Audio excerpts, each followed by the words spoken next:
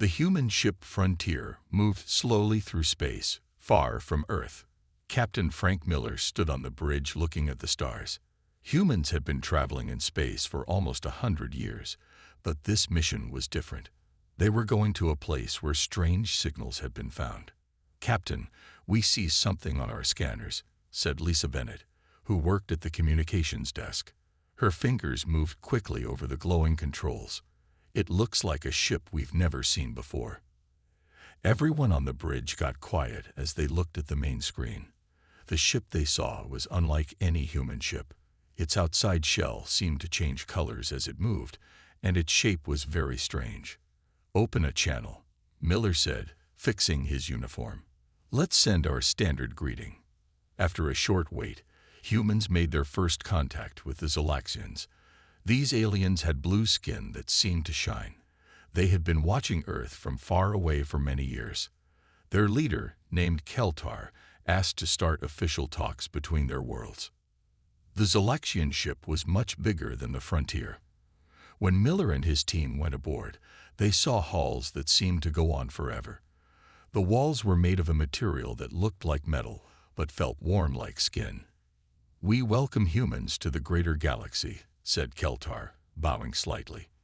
"We have studied your world for many cycles and find your species interesting." Miller noticed something in the way Keltar said "interesting," like a teacher talking about a student's messy work. "We're happy to meet you," Miller replied. "We've been looking for other intelligent life for generations." "And now you have found it," said another Zolaxian, who stood taller than Keltar, though perhaps not in the way you expected. The aliens showed the humans to a large room with views of space all around. They offered strange food and drinks that tasted like nothing from Earth. "Your technology is impressive," said Science Officer Jack Reeves as he looked at the ship's systems. "We would love to learn from you." "And we from you," said Keltar, though his eyes showed something else. "Your species has unusual ways of thinking that we find worthy of study."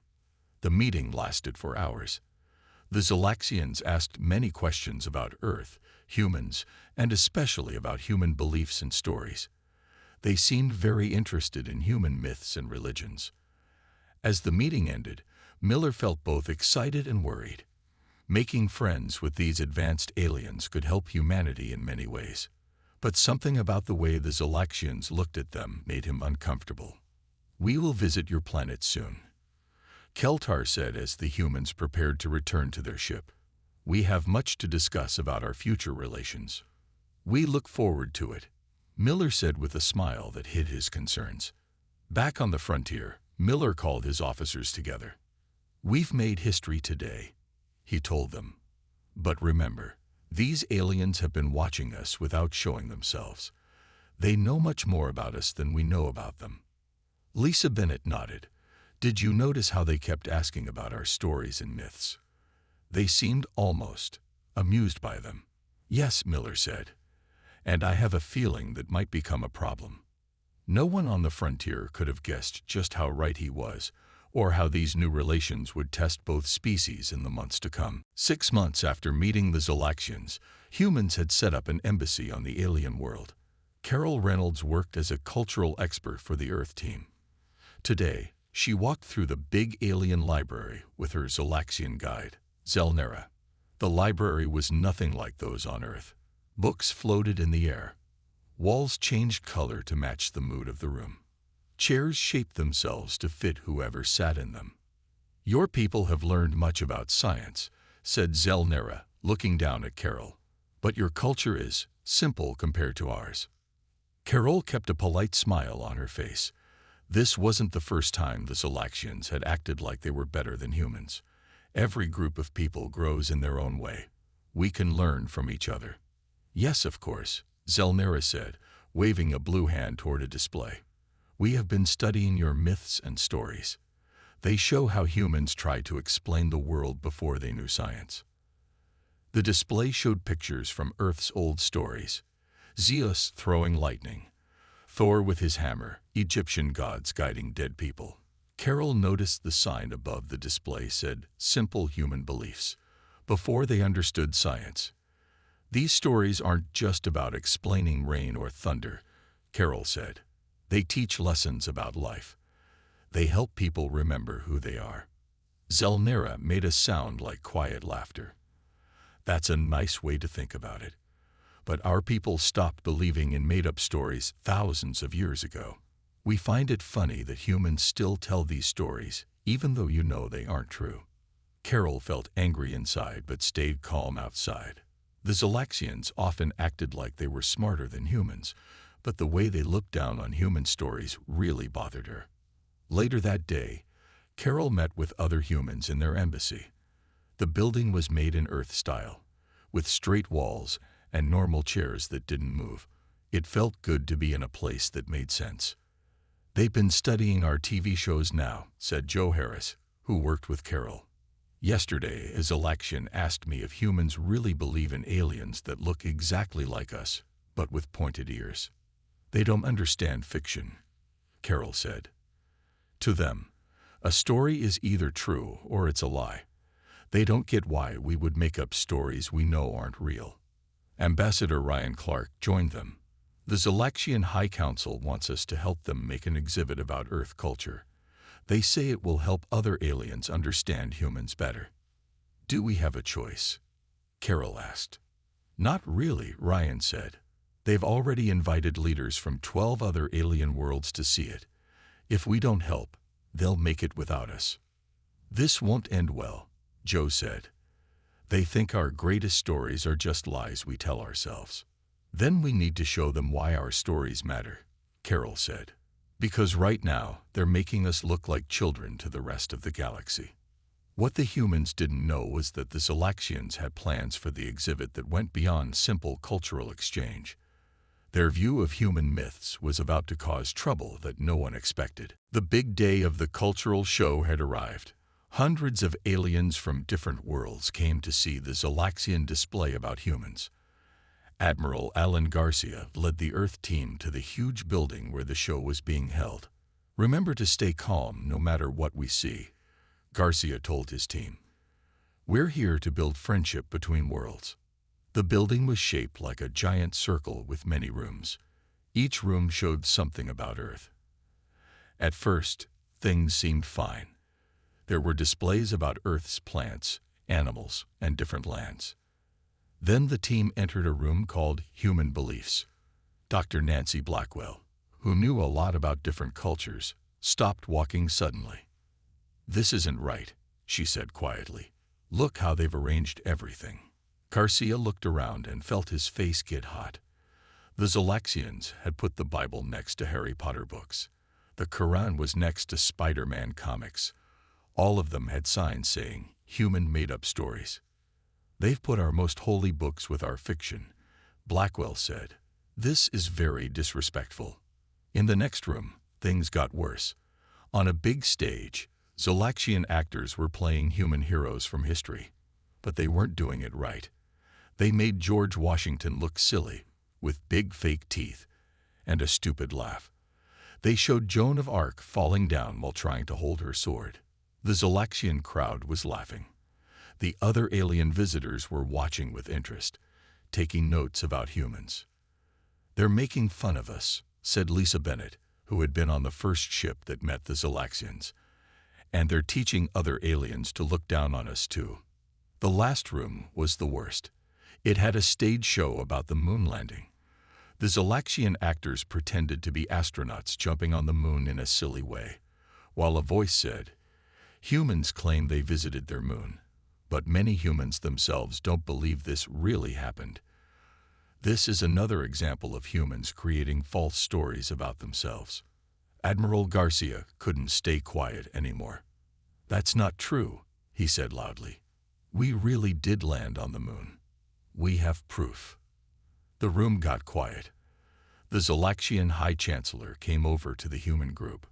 He was very tall with bright blue skin that seemed to glow under the lights. "Is there a problem?" he asked. "We've worked hard to show human culture correctly." "This isn't correct," Garcia said, trying to keep his voice steady. "You're making our real history look like fake stories." The Chancellor made a sound like quiet laughter. We find human history very interesting. Tomorrow, we will have our best show, all about human heroes. We will explain why humans need to make up stories about one person saving everyone. It's not how the universe really works, but it shows how humans think. As the Chancellor walked away, Garcia turned to his team. We need to do something before tomorrow. They're not just getting our culture wrong. They're making us look like fools to the whole galaxy. No one knew what to do. But in the back of the group, Dr. Eric Foster, a quiet man who studied old stories, was starting to get an idea. The human team met in their embassy after the bad show. Everyone was upset. Greg Walsh, the security chief, hit the table with his hand. They're treating us like we're stupid children, he said angrily. We can't let this continue. Ambassador Olivia Daniels looked tired. I understand how you feel, but the Zalaxians have ships and weapons much stronger than ours. We can't risk making them angry. This is more than just a misunderstanding now, Carol Reynolds said. She showed pictures on her tablet. Look at this. Yesterday they showed the space station as if it was some kind of church. They know better. They've read all our history books. News from Earth was bad too. Zalaxians there had started saying in public the humans probably made up their greatest achievements. People on Earth were getting angry as aliens questioned things like the first flight, the first computers, and other important human events. I see a pattern, Admiral Garcia said. They mostly attack stories about human bravery, exploring, and heroes who save others. It's like they're trying to make us feel small. Just then, Officer Paul Wilson came in with an important message. I found something you need to see, he said. We caught some Zalaxian messages they didn't know we could read. They're planning a big show tomorrow about the human myth of heroes. They want to show why human stories about one person saving everyone are impossible, and show we're silly for believing them. Everyone got quiet. They've invited leaders from 12 other space-traveling aliens to watch, Wilson added. This isn't just about learning anymore. They're trying to make us look bad to everyone in space. Ambassador Daniels stood up. We need someone who can talk to them about this, someone who really understands human stories and why they matter. Everyone looked at Dr. Eric Foster, who was sitting quietly in the corner. He knew more about old stories from all human cultures than anyone else on the team. Me? Foster looked surprised. I'm not good at talking to people. I just study books. That's exactly why it needs to be you, Garcia said. You understand why these stories matter. You can explain it to them. Foster shook his head. I can't. I'm not brave like the heroes in the stories. Carol sat next to him. That's the point, Eric. Real heroes often don't think they are heroes. They just do what needs to be done. Foster looked at his hands. He had never spoken to a big crowd before. The idea of talking to aliens from many worlds made his stomach hurt. What if I make things worse? He asked. The Zalaxians respect knowledge, Ambassador Daniels said. They might not listen to me or Admiral Garcia, but they might listen to someone who really knows about human stories. Foster thought about all the myths and legends he had studied his whole life. Stories about ordinary people who did extraordinary things when they needed to. Okay, he said quietly. I'll try. No one in the room knew if Foster could change the aliens' minds, but they had run out of other options. Tomorrow would show if human stories still had power, even among the stars. Dr. Eric Foster had never thought of himself as important. He spent most of his life reading old books about stories from long ago. Now he sat in a small room near the big hall where he would soon talk to aliens from many worlds. I can't do this, he said, looking at his notes. His hands were shaking. I'm just a person who reads books. I'm not good at talking to people. Carol Reynolds sat next to him. You know more about human stories than anyone here. You can help the aliens understand why our myths matter. Foster looked at his tablet. On it were pictures of stories from all over Earth, heroes fighting monsters, people going on long journeys, ordinary men and women doing brave things. The Zalaxians don't understand, he said. They think differently than we do. They grew up sharing one big mind, like bees or ants. They don't know what it means to be alone and afraid, to need heroes. Ambassador Daniels came into the room. The hall is filling up. Aliens from at least 15 different worlds are there now. Foster felt sick to his stomach. What if I say the wrong thing? What if I make humans look even worse? Just speak from your heart, Admiral Garcia said. Tell them why stories matter to us. Through the door, they could hear the voice of the Zalaxian High Chancellor starting the show. Honored guests from across the stars, the Chancellor said. Today we explore one of the most interesting things about humans, their need to believe in heroes. Unlike more advanced beings like ourselves, humans tell stories about one person saving everyone. These stories show how humans think in simple, childlike ways. Foster felt anger growing inside him. The Zalaxians weren't just wrong. They were missing something important about what made humans human. They talk about us like we're an interesting bug they found, Foster said. Then make them see us differently, Carol told him. Foster stood up and gathered his notes. He wasn't brave or strong like heroes in stories.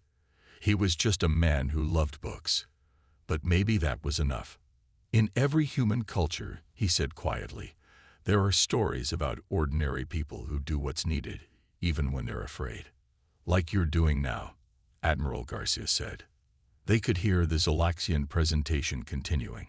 Humans believe that one person can change everything. This is not logical. No real world works this way. Let us show you some examples of these silly human beliefs. It was time.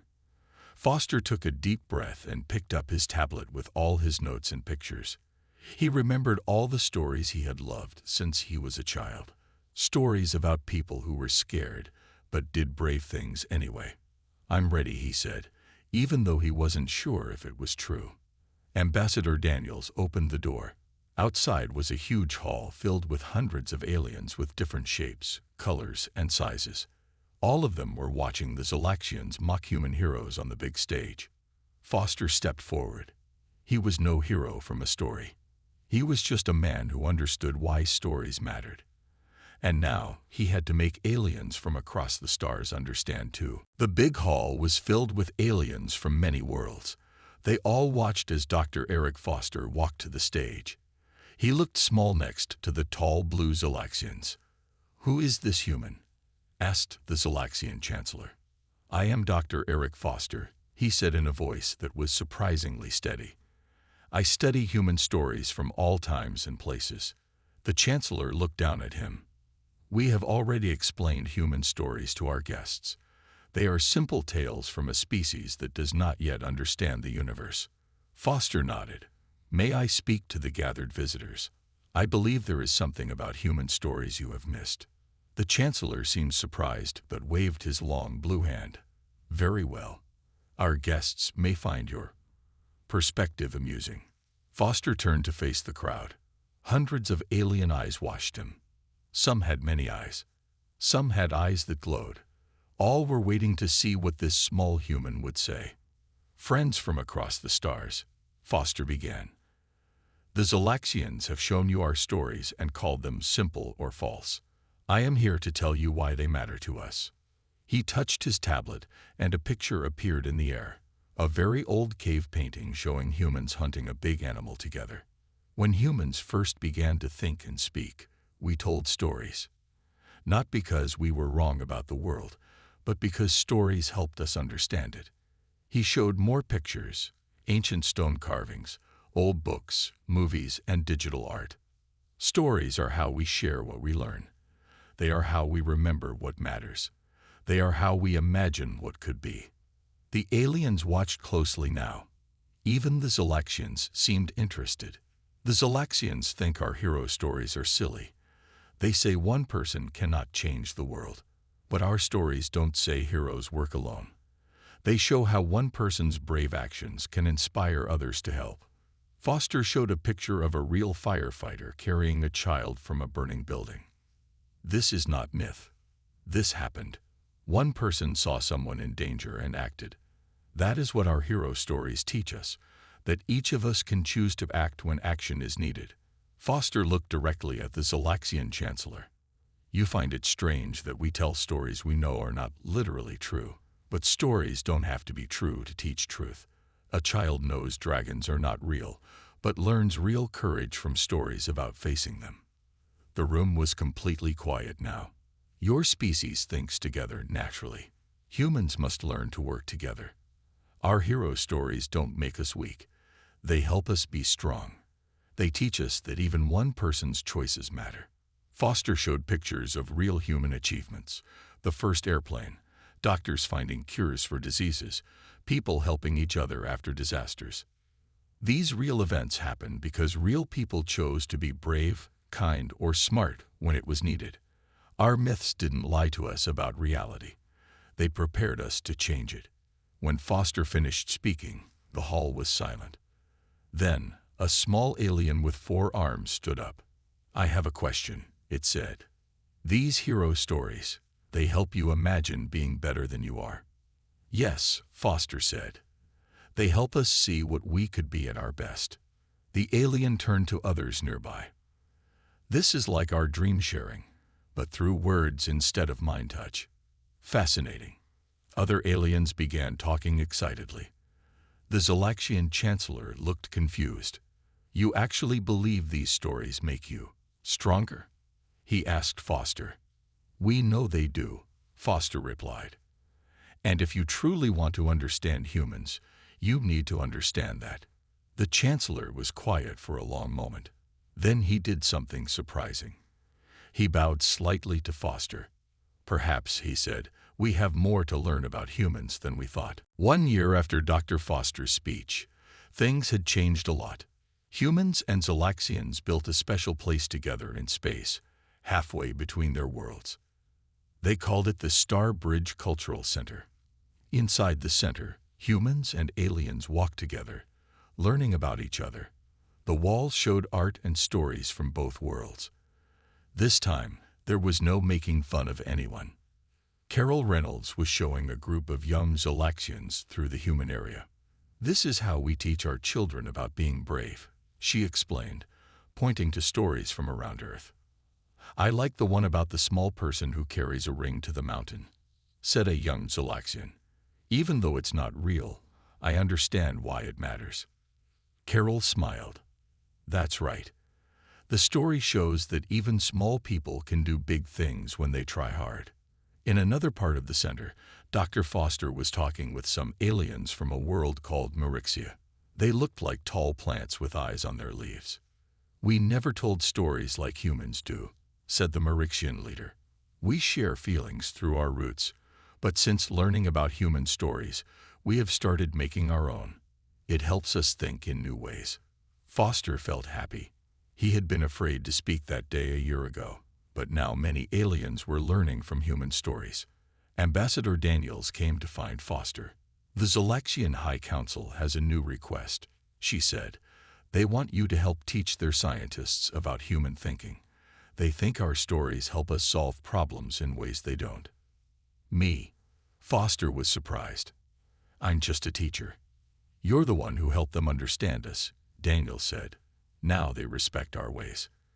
Later that day, Foster met with Admiral Garcia in the center's big room, where you could see the stars all around. Did you ever think your speech would change so much? Garcia asked. Foster shook his head. I was just trying to make them understand our stories. I never thought they would start making their own.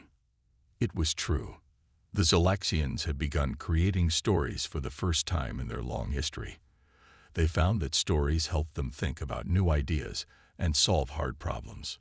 3 more alien worlds have asked to join our story-sharing program, Garcia said. They all want to learn how humans use imagination. Foster watched as a human child and a small Zalaxian played together nearby. The human was showing the alien how to draw a dragon. We almost had a big fight because they didn't understand our stories, Foster said. Now we're friends because of them. The Zalaxian High Chancellor came into the room. He was wearing a special pin that showed Earth and the Zalaxian world connected by a bridge. Dr. Foster, he said with a small bow. Our council has decided to start a new project. We will collect stories from all worlds and share them across the stars. Will you help us?" Foster looked out at the stars. He had spent his life studying old stories from Earth. Now he would help share stories between worlds. "Yes," he said, "because every world has something to teach and something to learn." As humans and aliens stood together looking at the stars, they knew that understanding each other's stories was just the beginning. The universe was big, but stories could build bridges across any distance.